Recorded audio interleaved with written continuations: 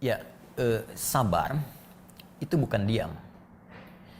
Sabar bukan menunggu pasrah.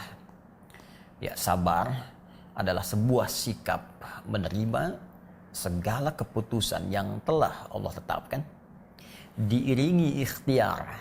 Ya, catat kalimat ini. Diiringi ikhtiar untuk mengatasi hal dimaksud dan menyerahkan seluruh hasilnya kepada Allah Subhanahu wa taala untuk menerima ridhanya. Itulah sabar. Ya, bahkan dalam konteks menghadapi wabah ini, Nabi langsung memberikan penjelasan tentang sabar dalam menghadapi wabah supaya tidak banyak orang memberikan tafsiran. Ya, kata Nabi dalam riwayat sahabat Amir bin Sa'id radhiyallahu taala anhu, beliau pernah menyampaikan qala Rasulullah sallallahu alaihi wasallam, fa idza waqa'a bi ardin fala tadkhulu alaihi wa idza waqa'a bi ardin fala takhruju firaran minhu. Ya, kata Nabi, kalau wabah itu terjadi di satu tempat, maka cara sabar menghadapinya di antaranya, ya, karantina wilayah yang telah diketahui ada wabah itu. Orang yang di luar wilayah jangan masuk ke situ. Orang yang di dalam sabar, jangan keluar karena ingin lari dari wabah, lantas tak sadar pindah wilayah terjangkiti ya oleh wabah yang terjadi di tempat dia tinggal. Nah, ini kalimat Nabi-nya.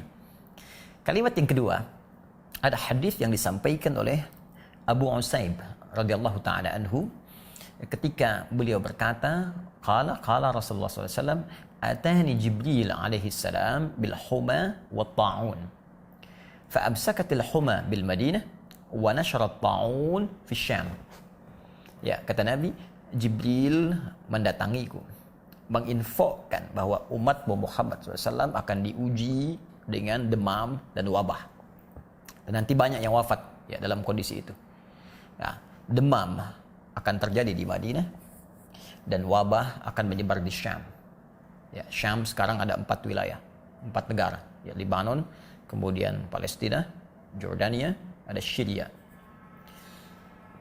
8 tahun setelah Nabi wafat, tahun 18 Hijrah, tepatnya ketika Khalifah Umar bin Khattab radhiyallahu taala anhu memimpin, ya, dan wilayah Islam sudah meluas.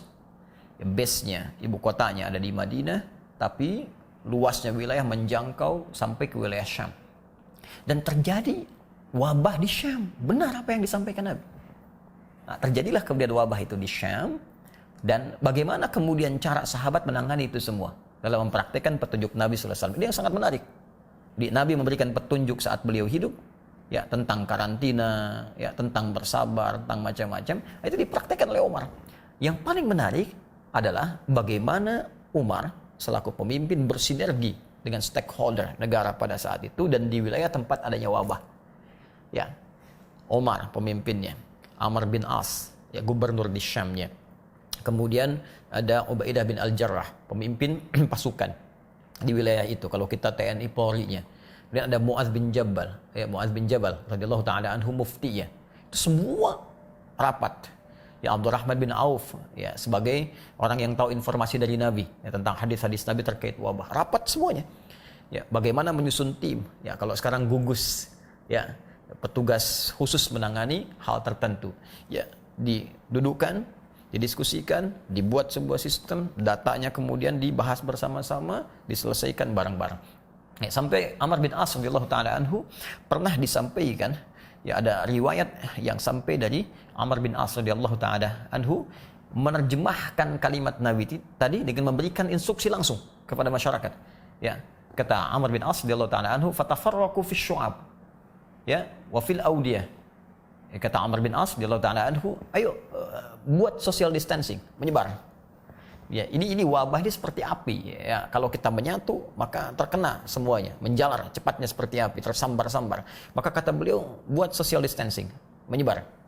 Ya, bikin kelompok-kelompok, bahkan kalau perlu ke lembah-lembah supaya semuanya terlihat ada jarak. Dari situ dipetakan mana yang terkena, mana yang tidak, dan mudah untuk diambil kemudian tindakan mengatasi itu. Nah, ini diantaranya. Jadi poinnya adalah mesti ada ikhtiar yang konkret dalam konteks menghadapi ini, dalam menerjemahkan kalimat sabar, tidak hanya diam pada pernyataan, sabar, menerima begitu saja. Nah, itu poinnya. Ya. Allahu taala a'lam bissawab. Baik, cara konkret berikhtiar kalau kita mengambil dari kalimat tadi yang telah kita bahas, pertama mesti ada sinergi. Ya, kalau konteks kita sekarang di Negara Kesatuan Republik Indonesia, kita semua mesti bersinergi. Ya, kalau kita ingin amalkan sila ketiga Pancasila, ya, persatuan Indonesia. Ini saatnya kita amalkan. Semua bersatu, rakyat bersatu, ya, dukung pemerintahnya mengatasi itu, pemerintah bersinergi dengan wilayah-wilayahnya, gugusnya kemudian dioptimalkan, ya. Pemuka agamanya kemudian juga didorong untuk memberikan ketenangan pada masyarakat, ya, hal-hal yang mungkin muncul di tengah masyarakat untuk diberikan solusi, keluar fatwa-fatwa. Nah, itu bersinergi semua. Ini bagian pertama. Jadi kalau kita tidak bersinergi, maka yang terjadi nanti adalah kesulitan mengatasinya. Alih-alih kita katakan kekacauan misalnya. Ya, Anda bisa bayangkan kalau dalam situasi yang tengah kita mengatasi wabah masih ada yang bikin hoax, kan? Masih ada yang saling mencela.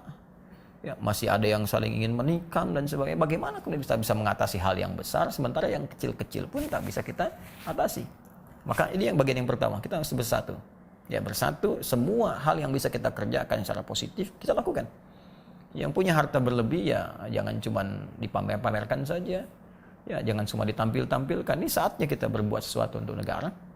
Kemudian yang punya kedudukan membuat kebijakan-kebijakan terbaik, rakyat juga disiplin, ya menjalani itu dengan cara yang baik dan terukur, serta pemuka agama memberikan fatwa-fatwa yang menenangkan di masyarakat, dan ahli-ahli terkait virus, khususnya virus corona misalnya, atau virus secara umum, memberikan edukasi kepada masyarakat. Ya, bahwa ini virus ini begini, ini seperti ini, strukturnya begini, penyebaran seperti ini, supaya pengetahuan merata di kalangan masyarakat dan bisa mengambil sikap yang terbaik. Saya kira seperti itu.